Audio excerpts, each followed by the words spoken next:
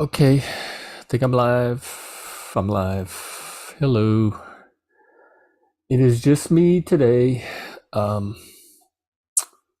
so hi. This is a topic I've been wanting to talk about for a while. Mental health in the workplace, because the workplace, honestly, has been responsible for a lot, if not most, of my mental health. Oh shit, my one of my lights has a short in it, so it keeps going out. So I might start looking spooky. Um, I'm back on the puzzle today, by the way, so I'm gonna just make the puzzle while I talk. Most of my mental health stressors is has been workplace related. In fact, the last therapist I had before COVID, the one that when I had the one I had at the job before I got fired, just before COVID, my whole reason for seeing him was I went in there and he's like, "Okay, what issues do you want to work on?" I said, to not get fired. That is my therapeutic goal. And we talked about a lot of the things that would come up at work, and he'd help me to strategize and troubleshoot around them. He was the gifted autistic therapist. That was really, really good. So anyway, mental health in the workplace. Before I do that, I guess I should give you some background on my workplace history before moving to the Pacific Northwest, because there was never any issue with it. I mean, there were minor coworker things and supervisor things, but I would say nothing out of the ordinary, and something certainly nothing that affected my mental health. But it's when I moved to Seattle that I got it. It's a totally different environment up here. I have theories as to why that is and what the factors are that make it different, and I'll go into some of that. But just to give you an example, I was working in New Orleans. I moved here from New Orleans, so I was working in New Orleans, and I was a clerk on the psych ward, the adolescent behavioral health, they call it, unit. It was an inpatient unit for adolescents. So it was a locked unit. I had my own floor that I was kind of in charge of, and I coordinated everything for the doctors, nurses, social workers, staff. And we had these resident doctors that would come in, a few times a week, medical doctors to see the kids for medical issues, because we had on staff psych doctors for the rest of it. And one of the doctors showed up on the unit one day, and I could see her. They all have their own key to get in the door, so I could see her unlocking the door, and she looked, I don't know, kind of hurried or like she was in a rush or something. So she opens the door and she walks up to my desk, the big central control desk, and she slams her paperwork down on whatever she was carrying, her folder. And this is after I had already announced that was moving to Seattle. I had visited up here for a week, decided I liked it, and had gone back and given my notice and announced that I was moving up here.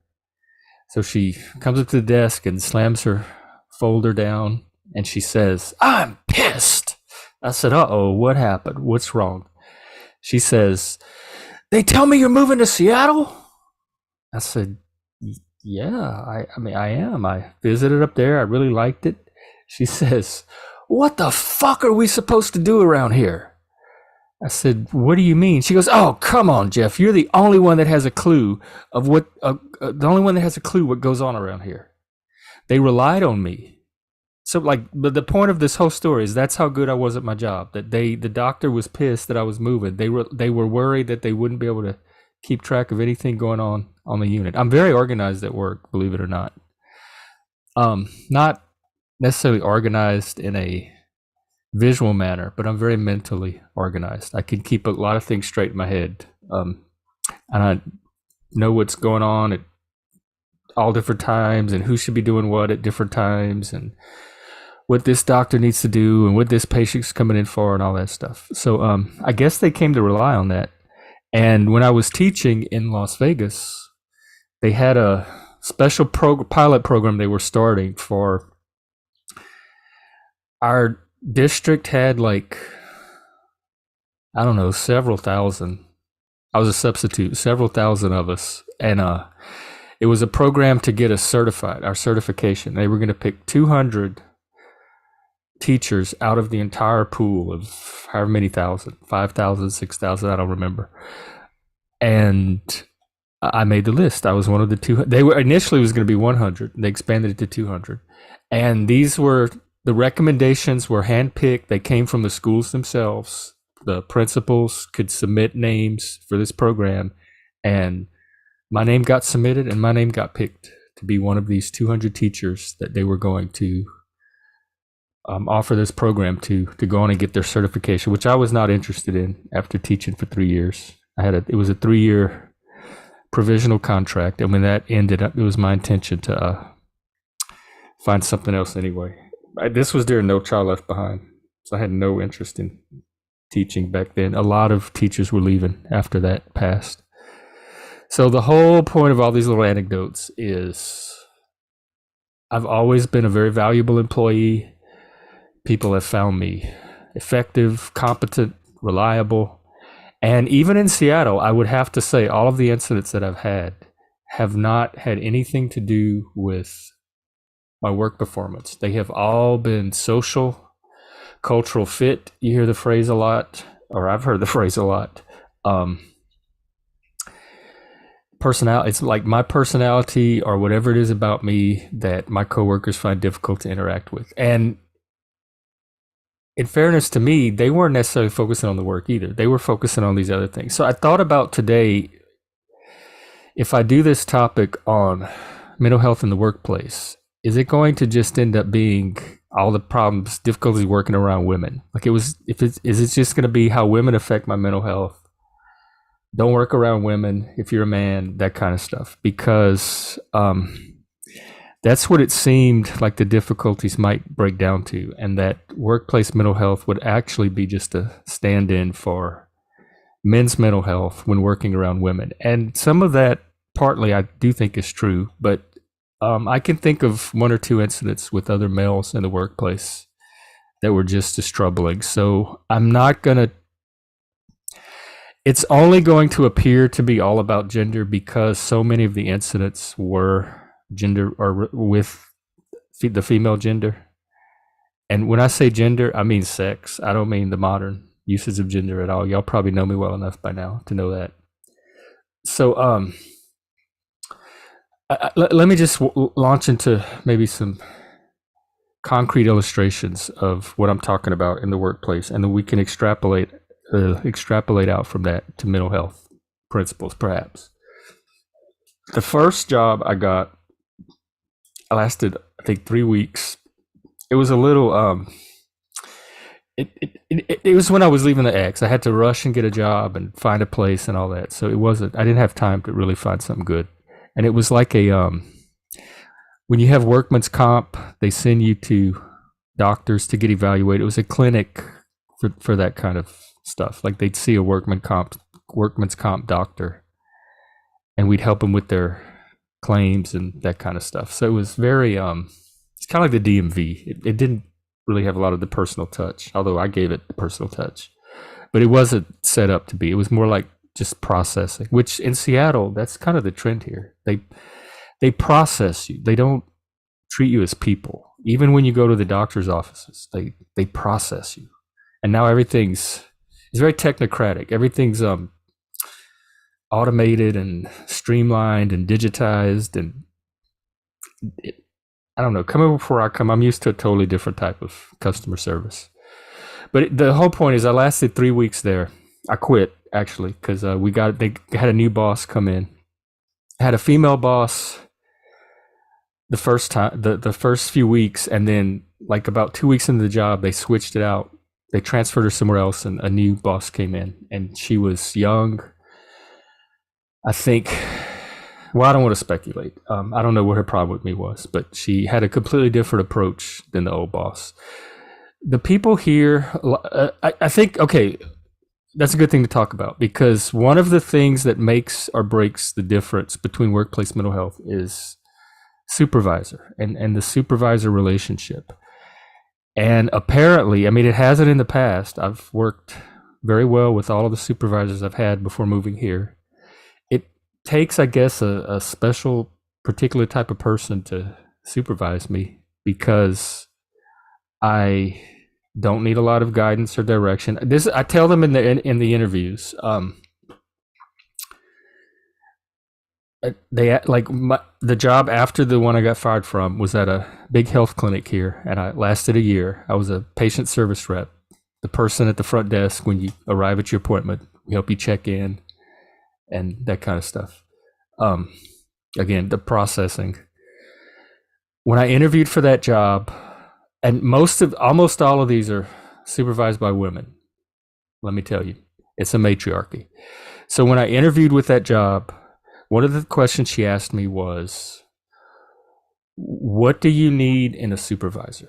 Or what do you need from me to help you do your job? And I said, tell me what you want me to do and then get out of my way and let me do it. I don't need a lot of micromanagement. I don't need a lot of supervision. I need the creative freedom to do what I know how to do. And she was all excited. She's like, ooh, I like that answer. And of course, I got hired. And she was all excited to have me at first. When I first started, she would parade me around the clinic and introduce me to all the different departments and how proud she was to have me on. And she thought she had a good catch. And she did. Employee-wise, she did. And I think she knew it. That's why I lasted a year. Interpersonally, there were cultural differences. There were neurodivergent differences. There were gender differences, but she proceeded to do nothing but micromanage me, infantilize me, treat me like I was a kindergartner that needed to be told everything. And I even told her, I said, I told you this in the interview when you hired me. We were constantly having meetings. She was constantly calling me into meetings of, how can we make this work? I'm your supervisor and I have to manage you. How can I make this work? And I'm like, I told you in the meeting, I don't need a lot of supervision. Like, I know this is basic work. A kid out of high school can do this work. I know how to do the work.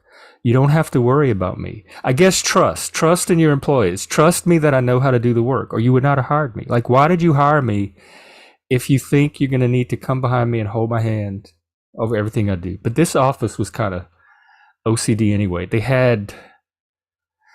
I'm not kidding, they had about 5 or 6 different filing cabinets, filing rooms. They had an entire filing room. We had to make 5 or 6 copies of each patient record. One to put in the chart, one to put in the file behind the desk, another one to put in the file in the doctor's office. They had a whole other room of files just in case one of those other 3 or 4 copies got lost. That's how paranoid and OCD they were. This was when we were still on paper charts. Now everything's electronic. And so the amount of bureaucracy there was ridiculous. And all the coworkers would do all day long, because they know the manager geeked out on this, and this is how they got like brownie points and validation. They would sit around and think of ways to streamline the process, and they would make forms for the patients to fill out. And if we get the patients to fill this form, and it can work. And I'm like focused on the patients. I'm there making connections with the patients, asking them how they're doing. How I do all the family members that would come with them. I was very front facing, and they were very process oriented. Like, a patient would come up to the desk and they'd be working on some little form they were creating, and they'd hardly even notice the patient, and they'd look up and go, just 2 completely different styles.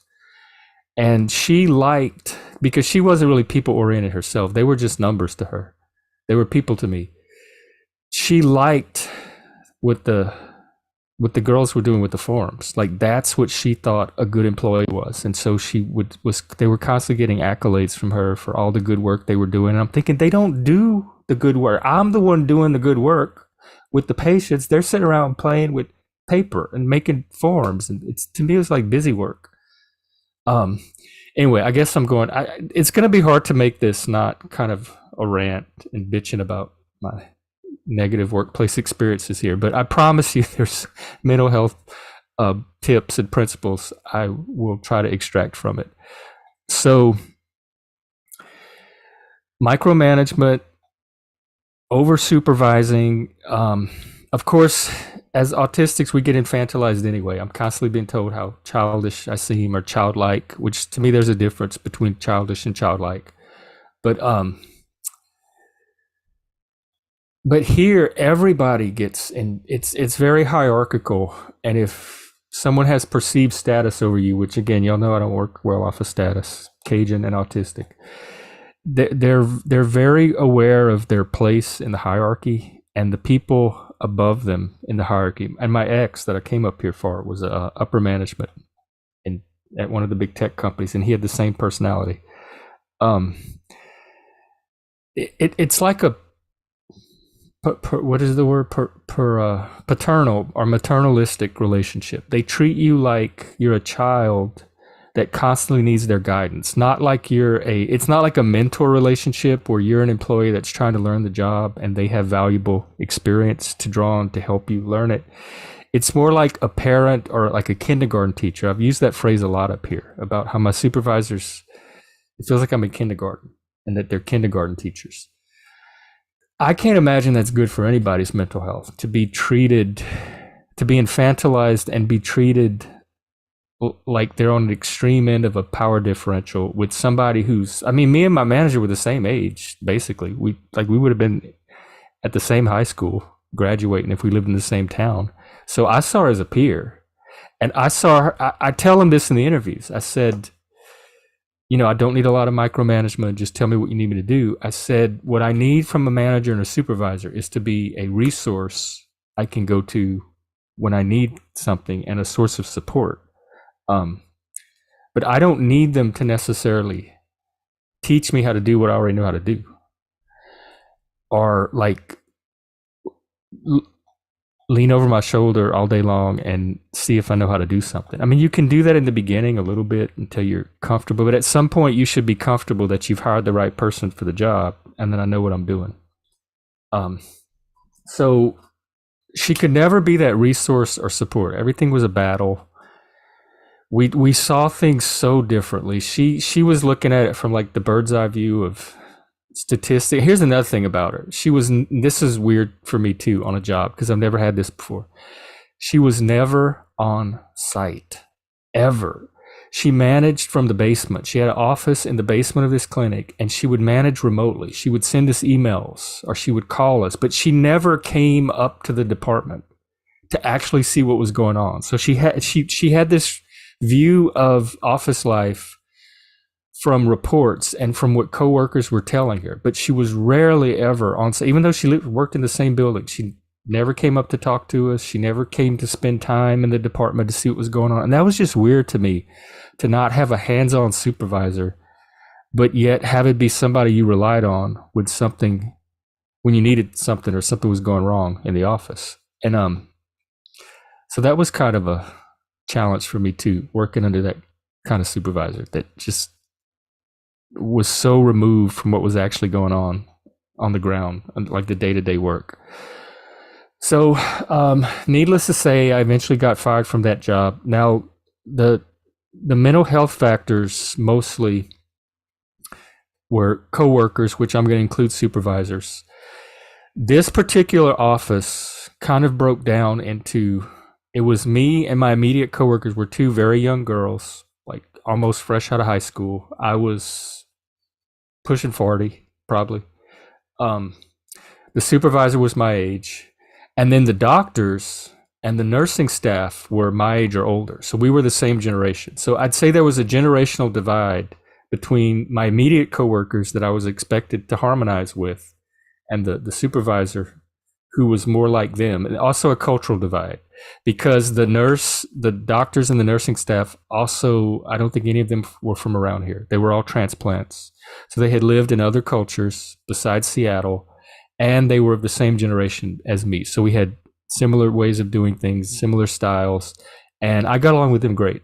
I got along with the doctors great. They came to me for everything because they knew they could rely on me to get it done. The nurses, same thing.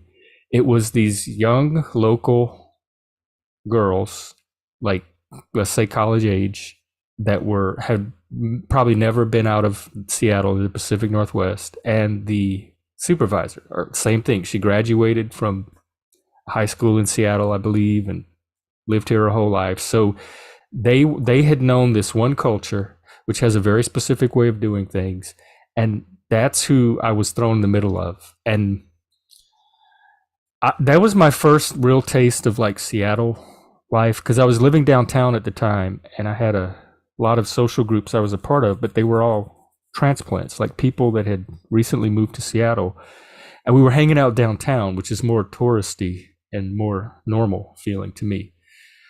So the only social weirdness I had experienced the first year in Seattle was at this one job. And I'd like go to work, and the girls I worked with were weird. The supervisor was weird, but everyone else was pretty much normal. And then I'd socialize with all of these transplant friends that I was making, and they were normal. So at first it seemed like just that isolated little department, maybe it was like a just some weird little bubble, had some group dynamic going on that was just strange to me. But it turns out, no, I was getting my first taste of the Seattle norm, because a year later, I ended up moving to, it's a neighborhood in Seattle that's kind of, it's called Capitol Hill. It's where the Chaz was. It's probably the most progressive neighborhood in Seattle. It's very ideological. They had a socialist council member. It's very far left, let's just say. And every single transaction in that neighborhood, from Starbucks to riding the bus to dining out at restaurants, was this same dynamic that I encountered in this workplace. And the best way I can describe it as a customer, on the customer end of it, was a complete reversal or inverse of the customer service relationship that I had known my whole life, which is that the staff is there to serve the customer and make their experience be positive and the best that you can make it be, so that they would want to continue to come back. In Seattle, it seems like the customer is there to make the service worker's job stress-free and as easy as possible. They're very bitchy. They're very easily disgruntled. They constantly giving you stink eye, or excuse me, they do the excuse me thing. They're not friendly. They you can Google the Seattle freeze, and if somebody tells you it's not a real thing, knock them on the head, because it is absolutely a real thing. After living there for 12, 13 years, I can guarantee it's a real thing. They're very cold. They're not warm. Like if you order a coffee and you say it the wrong way, or you don't use Starbucks language, or I swear to God, in Seattle, you cannot go up to the barista at the Starbucks, at least not in this neighborhood, and say, yeah, I'd like a cup of blah, blah, blah. It will spook. It's too direct. You have to there's this little ritual where you have to do like, yeah, could I maybe possibly have one of the, you have to like draw it out and circle around and then gently land on your order. They do not like anything abrupt here at all. I don't know why. It's a very feminine ethos up here, I guess. And I think I'm getting off track. It has nothing to do with the workplace. The whole point is this job that I lasted a year at in this little department.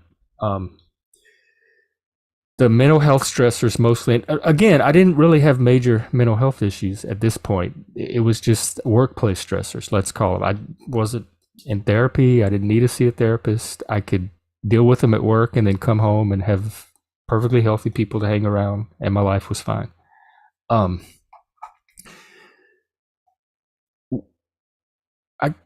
We ended up moving to a new building in a larger, it was part of a hospital actually. So we had a much larger department, and we were sharing it with another department. And so the dynamics changed a little bit then. But I don't know that any of that part of the story has anything to do with mental health, other than that's eventually when I got fired. And I mean, I could go into that story, but again, that particular firing did not have anything to do with mental health. And that's the first time I've been fired from a job in my life, honestly. Well, I guess I can tell it briefly. Well, actually, there's no way to tell it briefly because it's very complicated. It involves the transition from paper to electronic records, and what we had been telling the customers for a year. And when we finally transitioned, the supervisor backtracked on that, against the advice of the electronic records department herself, and tried to get us to continue to do a paper part of the process, which I objected to. And because A, there was no need for it, and B, we had spent a whole year telling the customers that they would not have to do that. And the trust I build with my clients is very important to me. And really, I had no way to explain it other than this: the boss is saying we have to do it this way, but yes, it makes no sense. She wanted us to pretend like it made sense and sell it to the customers in a way that protected her and made her look good for making that decision when there was just no way to do that. So we had a little meeting. We'd been going round and round about this for weeks, and I met with the electronics records lady. I told her, I said, this is what we're being asked to do. This doesn't make sense to me. There's no need to have them do this. And she's like, you're right. I keep trying to tell your boss this. She doesn't listen to me either. So I wasn't the only one having this experience. It goes back to that paranoia. She wanted paper backup records in case everything ran on, a lot of the work there ran on in case there was this 0.00001% chance of something like this one scenario happened and something went wrong. We lost a file or we lost a paper, which has never happened in my life. And I wasn't worried about it at all. I deal with realistic workplace concerns, and she was dealing with everything but. She wasn't dealing with the customers, the client. She couldn't name one patient at all. That not one patient that ever walked foot through the door. She was focused on all of the what ifs that could go wrong under the right probability, which my mind just doesn't work that way. I don't have that kind of paranoid OCD way of thinking. So we had been going back and forth on this for a while, and eventually she had a meeting, a workplace meeting, and we were all in the room, the doctors, the nurse, I mean, not the doctors, the nurses, the staff, me and these girls I was talking about. And she's like, this is how we're going to do it. And I need to make sure everybody's on the same page. And she pointed at each person. She went around in the circle like a mob boss. And she's like, do you understand me? The person would say, yes. Do you understand me? The person would say, yes. Do you understand me? The person would say, yes. And of course, I was the last person she got to. And she pointed at me and she goes, do you understand me? I said, no. I still don't understand why they have to do this. And she says, I will talk to you after the meeting. And then she dismissed everybody. And she pulls me in this little room and she says, listen here, I'm your boss. And sometimes you're just going to have to do things just because I tell you to do them. And I said, not if they don't make sense. I have the right to understand what it is I'm being asked to do. And if it doesn't make sense to me, I'm not going to do it. And needless to say, the next day I got the email to go to HR. But that is one of the worst ways to supervise me. You want to talk about mental health? Y'all know I'm a Satanist and I'm very anti-authoritarian, and that's one of the big reasons that drew me to Satanism. Don't pull rank on me, like don't bully me. And if you're at the point where you can't rationally explain to me why you need something done and you have to pull the do it because I say so card, you have already lost the battle. Even if I get fired, you have already lost how to supervise Jeff battle. I was pretty sure from that day forward we would probably not be able to work together anyway. So I don't know if this has to do with mental health, but a lot of times the approaches you take with people, and I understand, like I'm from the South, so I take it for granted that everybody has a certain amount of people skills, but I'm learning they don't. There are other parts of the country that just don't know how to talk to people or treat people. Maybe they've never been treated that way themselves. Maybe that's the way they've been treated by the culture. I don't know. But there are approaches that are effective and work, and at least with me, and or I've found with other people too. And there are approaches that are guaranteed to create obstacles and fail. And that authoritarian approach she took that day was guaranteed to be the wrong one, and it didn't. The relationship did not last after that. What job did I have after that? Oh, I had another. That's the job when I got fired. I was kind of friends with the head of HR. He had always been good to me, and he's the one that actually gave me the news and had me fill out the paperwork. And he was super nice. It was not an unpleasant experience at all. It was like the best firing I've ever had.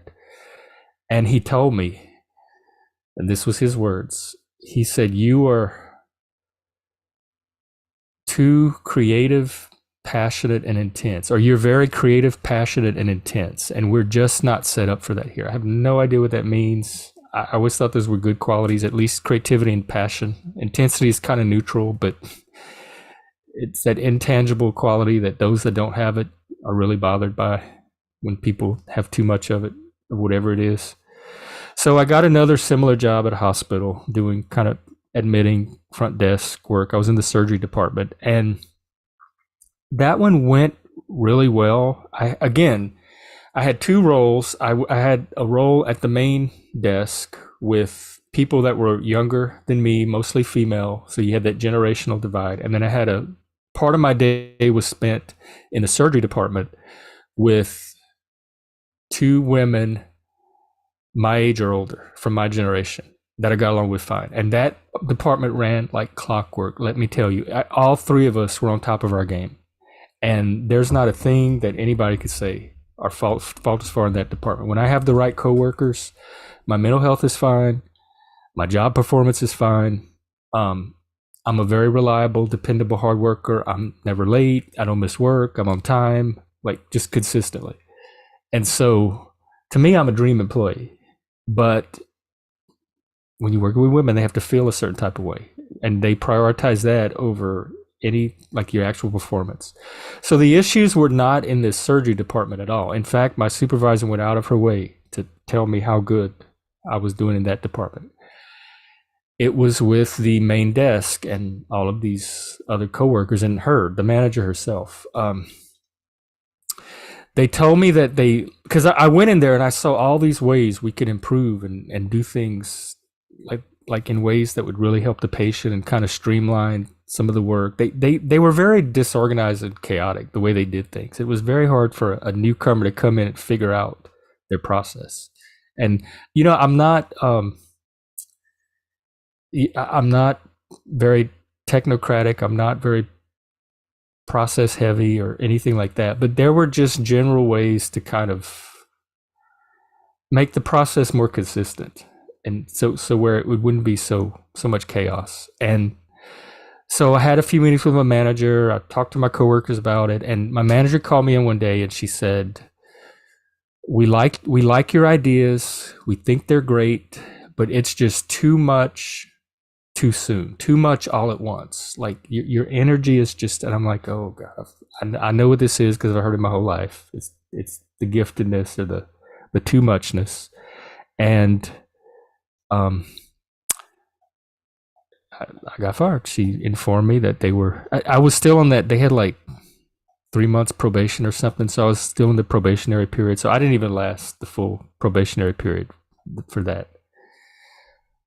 Again, similar issues, the right supervisor, the right coworkers versus a supervisor that didn't know how to supervise me and coworkers who didn't know. And I should say again that not all, but most of the younger coworkers from the main office part of the job were also local, like similar culture, Seattle culture. So I think that was a factor that played into it. Now, after that, I got tired of getting fired from jobs because I could tell there was something about the culture up here that I was just not picking up on, not getting, not meshing with, and I didn't know how to overcome it. So I decided to get some help. That is when I signed up for therapy, like public therapy at the public health agencies, which is very minimal, basic, bearable. It's like a Band-Aid, really. And they had a employment department that would assist you in like troubleshooting employment issues and how to find employment that you could be successful at. So I'm like, great, this all sounds good. Let me get involved in that. Eventually, it led to peer support as a career option because of my background in mental health and the PTSD. And that worked out really well. I started volunteering. The crisis line that was part of the program that I volunteered at was very, I guess that was my first environment that was actually mentally health friendly. It was there to support people with mental health. All of the coworkers understood mental health. My supervisor, who was a guy and a fellow peer who I'm in touch with to this day, was awesome. He understood mental health. We would do trainings on mental health. We had like socials. We do movie nights, all kind of things to like team build and to destigmatize mental health and kind of bring it out in the open so that we could all just be more aware of the work of it in the workplace and the effect that the workplace could have on it. And those were all positive experiences. And eventually I got my peer certification and I started working. From there, I went, that's when I was an ombuds, a mental health ombuds for like 2.5 years. And again, another male boss. He was awesome. I was usually the only person in the office. He was very hands off. He lived part of the year outside of the country, so he wasn't even around for like 6 months of the year. He would check in by phone. If we needed anything, we could call him, and he responded right away. He was very reliable, very friendly. He didn't treat us like children. He completely trusted that we knew what we were doing. He left us alone in the office. He said when he's not around, whatever we say go. Our judgment, like if people come in and have questions or whatever, we were authorized to speak for him, and he would back up what decisions we made and the judgments we made. Like he just trusted us that much. I loved that job. I was so good at it. I was so successful there. My mental health at a job has probably never been better. And the only reason I left it is because that was a independent contracting job and it was part-time, is I found a full-time job as an actual peer counselor, which is the work I had trained to do. So I took it for that job, and it was in a homeless, well, it's, let me scratch that. It's not technically a home. It was a crisis center for people that are having substance abuse or mental health crises. The majority of the clientele happened to be homeless, but it was not necessarily set up to only serve the homeless. Anybody could use it. And so I worked there for, how long did it take me to get fired there? Like 6 months. I was there for probably 6 months. That's the place where one of the coworkers told me that I was working at too high of a standard, and I was like setting the bar too high that the other coworkers couldn't meet or catch up or work up to. I didn't know what that meant. Probably something to do with the giftedness. I had a horrible supervisor. She didn't understand me at all. She was very mainstream, fit you into a box. Like if she couldn't, she was all about like micromanaging your day and fitting you in a particular box and having you stay in that box. And anytime you tried to work outside of that box, it made her nervous, and you had to explain everything. Like, why were you doing it this way? What are you doing here? She was also a peer, which means, but because she was a clinical supervisor, she felt like she had to keep that part of her compartmentalized, which that's very common up here. And I don't know how that's good for mental health either. Even in the peer community, I would hear phrases a lot from fellow peers that took jobs at certain clinics, either in admin or other non-peer positions. And they'd say things like, oh, I don't have my peer hat on today. I have my admin hat on, or I'm not in peer mode right now. I'm in office mode or stuff. And I'm thinking, what the hell does that mean? Like, I'm Jeff. I'm in Jeff mode all the time. I can't turn on a different part of me that's a peer when I need it and turn it off when I need to be an office worker. And all of that confused me, which role confusion is not uncommon in autism. And I've always struggled with it, but just, I know you as you. I know you as your name.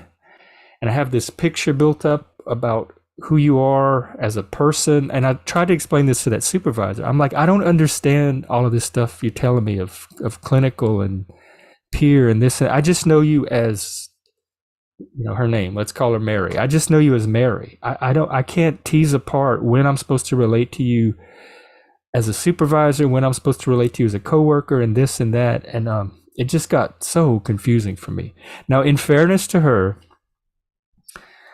I think that she did try. She did not have the skills to pull it off, but I think the intent was there, and she did make an effort to at least try. Like, she did stretch herself a bit to try to accommodate me and learn how to supervise me. So I do give her credit for that. And I don't think she was completely responsible for why I got fired. Like the first job, it was totally me and that supervisor. This supervisor had a hand in it, and I think it was after exhausting other options. But I don't think the decision was solely made by her. Now, this was it was kind of an inpatient setting, so we had a floor that the patients lived on with beds and a kitchen and public facilities. And then most of the work, the staff was done in this office, like this kind of locked office away from the floor. So you were either working in the office or you were working on the floor. And I spent most of my time on the floor with the patients because I was really good at that. And anytime the patients were having a PTSD episode or were escalated or needed someone to talk to or de-escalate them or calm them down, they would come and find me because I seemed to be really good at that. I'd experienced doing that, and they honestly did not seem to be very good at it. And so one day there was this guy he had PTSD, and one of the staff was talking to him and got him riled up. He had a dog. You could have pets in that facility, and he had a dog, and something about the dog bothered her. She was questioning him about it, and they called me to go troubleshoot and see if I could get him stabilized. And because I'm very good at destabilizing people too. And of course I did. And then I was I had a male supervisor. We had a team of supervisors. My immediate supervisor was this lady I was talking about, but you could use kind of any of the supervisors when you needed them. So I had this male supervisor that was probably my age, a little older, again, same generation. And he was always pretty cool. Like, I could usually go to him for things and count on him to be understanding and explain things in a way I understood. And we had never had an issue before. So I was in the office part, typing up the notes. We had to make notes every time we had interaction with a patient. We had to put in their chart.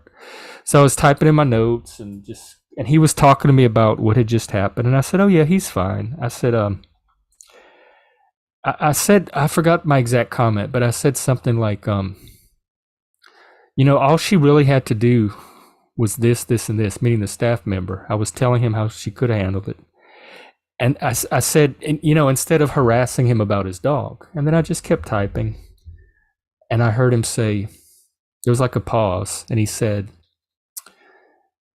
"Yeah, we're going to have to talk about that word you just used." And I'm thinking, oh Lord, here we go. I said, "What word?" I'm thinking dog, patient. What didn't even, none of the words I was using was obviously a problem.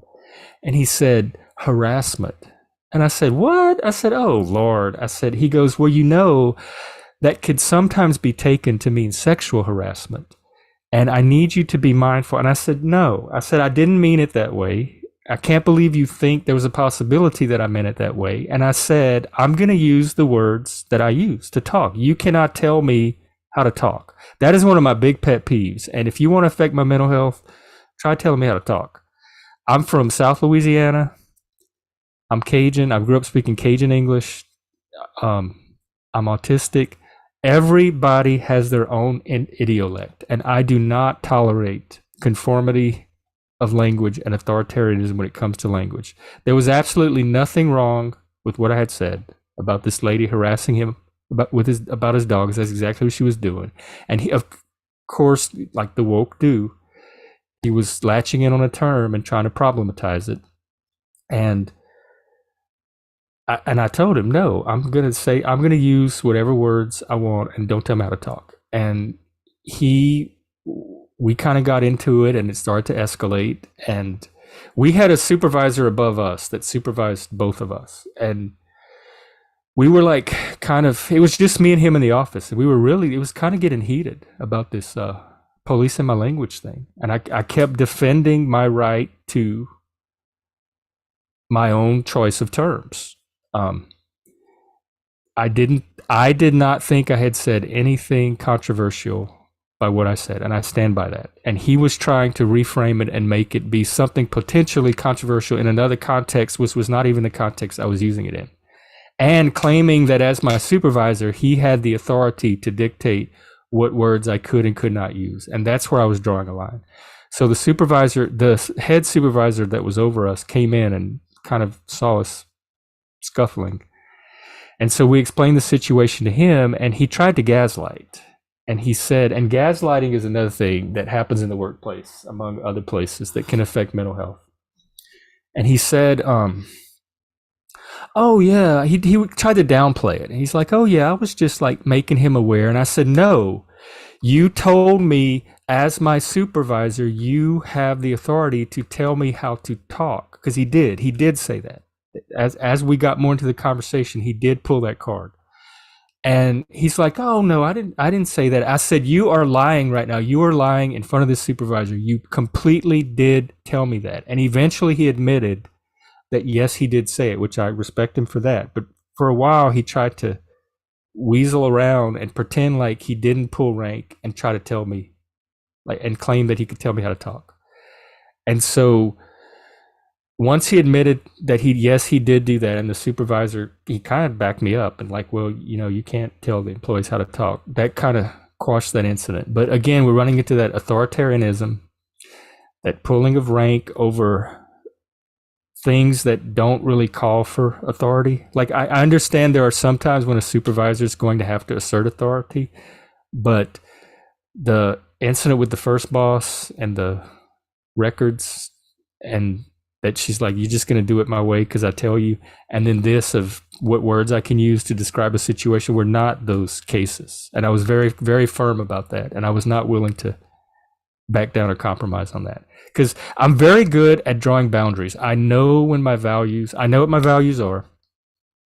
I know where they're being compromised or encroached upon or violate. You have that sense that they're being violated. And I know how to defend them and fight for them and back them up. I've been that way my whole life. I'm very outspoken. I have no problem fighting for my boundaries. And the incident with that first boss was a boundary issue. I was not willing, like I had a line of what I was and was not willing to do with the customers to preserve my own professional integrity. And she was asking me to cross it. And she couldn't justify or have any rationale for it. So she had to revert to authoritarianism. And the same with this guy, like free speech. Anybody who knows me, that is like one of my primary core values. I will literally die on that hill to have the right to freely speak how I need to speak and express myself. And I was very, very, very firm about that. And so, but I can also have my values clash and then rationally kind of talk it through and work it out so that people don't need to try to bully or intimidate or assert authority. Again, that's what the woke do. They're constantly telling you what words you're using wrong, what pronouns you're using wrong, although they will call everybody cis and racist and Nazi till the cows come home. But they're going to also like set themselves up as an authority to tell you how you can talk. That's one of the first things that started to turn me off of wokeness was the language policing, especially in the autism community. It got really bad because they have this person first language controversy. Like I'm a person who's autistic or person with autism versus I'm an autistic person. And each autistic person has their own preference. Some of them prefer to be seen as a person with autism and some prefer to be an autistic person. But there's an ideological push to have it all be person first. And I'm not really sure which one is the approved version. I think it's autistic person because it's identity based instead of person with autism, which makes it seem like you have a condition that is negative. You're a person and you have this condition that's called autism that's negative instead of an autistic person, that's your identity. You're a person who is autistic and not has autism. But don't completely quote me on that because I wasn't interested in the controversy when it started and I definitely haven't brushed up on it since. But the point is, there was a lot of language policing in the autism community, and so left. I left it very early, and the job I got after this one that I got fired over, and it wasn't because of this language incident. That was just kind of to. I'm supposed to be talking about workplace mental health, and I'm really just talking about all of my struggles in the workplace, which were interpersonal, not necessarily mental health related, but they did affect my mental health. So the last job I got after that one was the one I got fired from just before COVID. I was there almost 2 years. And when I took the job, my boss was 2E. She was gifted and ADHD, twice exceptional. And my job interview, we talked for like 2 or 3 hours. We really connected. She had a gifted son that was like in elementary school. We talked about him a lot, and he had some of the similar experiences I did growing up gifted. So we really connected over the giftedness. She seemed to really understand the struggles that people like me and her face in the workplace. And so when we were finalizing the employment agreement and I was signing my onboarding paperwork, she asked me, she goes, "What do you need from me, or what do you need in this job to be successful?" I said, "My goal is to not get fired. I've been fired from 2 or 3 jobs by now. I do not want to get fired from another job. And I feel like I can trust you because you understand neurodivergence to let's put something in place where, because at the other job they had this, I forgot what they called it, but they pass it out during your orientation. It's this process that you go through. So they're not supposed to immediately fire you. If there's an initial issue, they're supposed to talk it out, and then if that doesn't work, they do this thing and this thing. So it's like a staged process that you go through, with firing be at the end of the process if none of this other stuff works. So I told her, and they didn't do that with me. They went straight to firing me, despite the fact that they were so proud that they had this process to keep people from getting directly fired. That's how much of a nuisance I was in that workplace, I guess.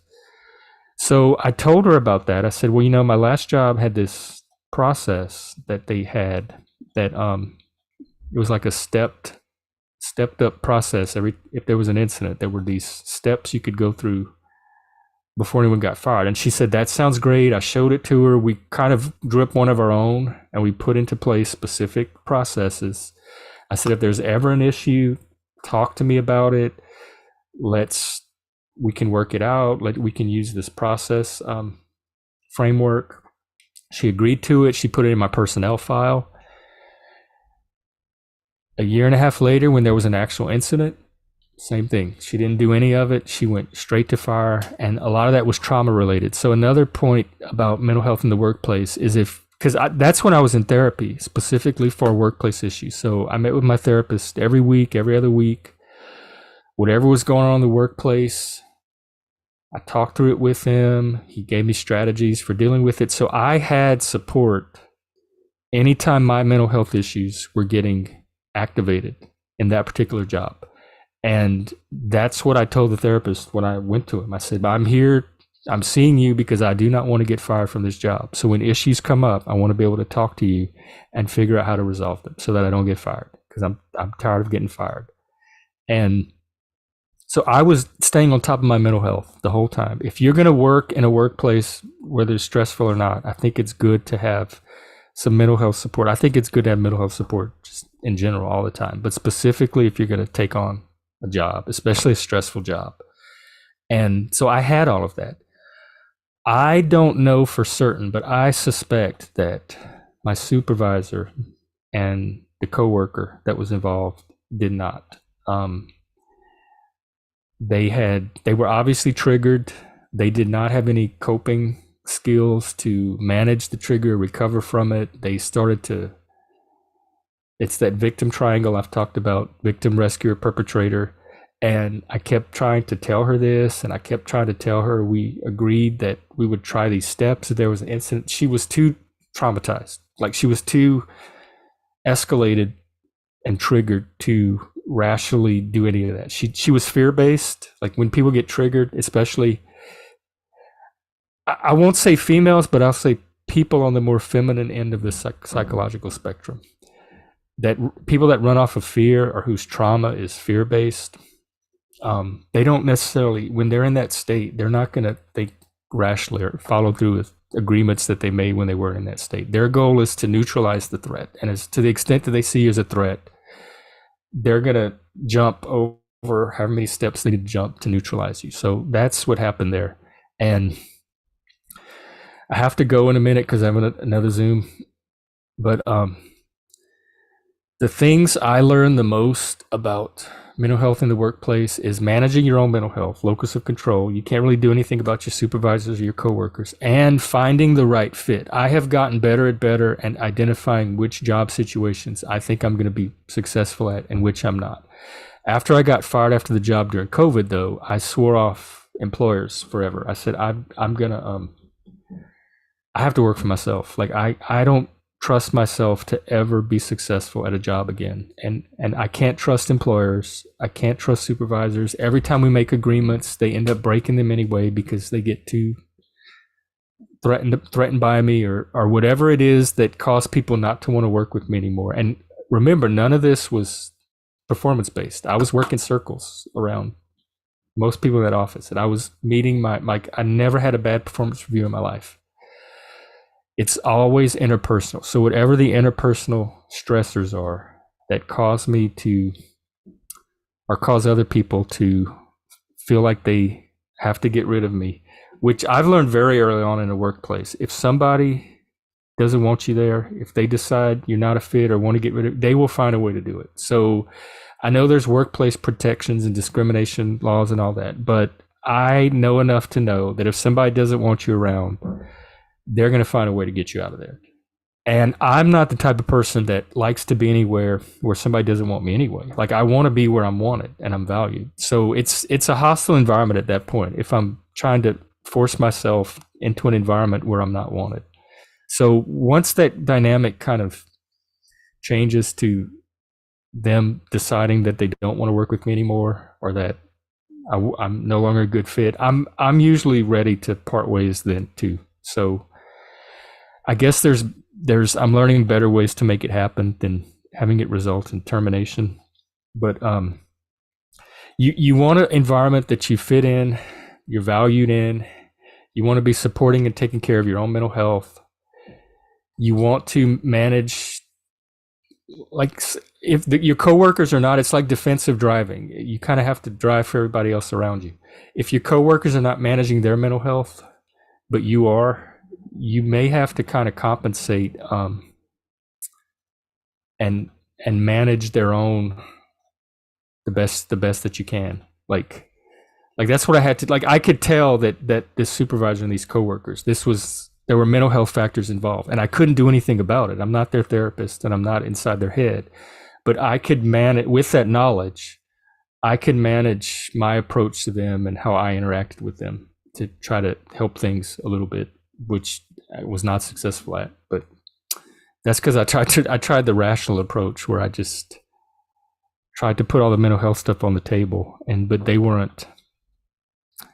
either weren't ready to look at it or weren't willing to be that vulnerable in that situation, especially if they saw me as a threat. So I really do have to go. Maybe I'll do another segment on this at some point. I don't feel like I touched on the mental health part nearly enough, but I did give you an idea of what somebody like me goes through when they're trying to integrate into not only the workplace, but society. Okay, I'll see y'all tomorrow. Hopefully I have a guest. If not, we'll talk about something else. Bye.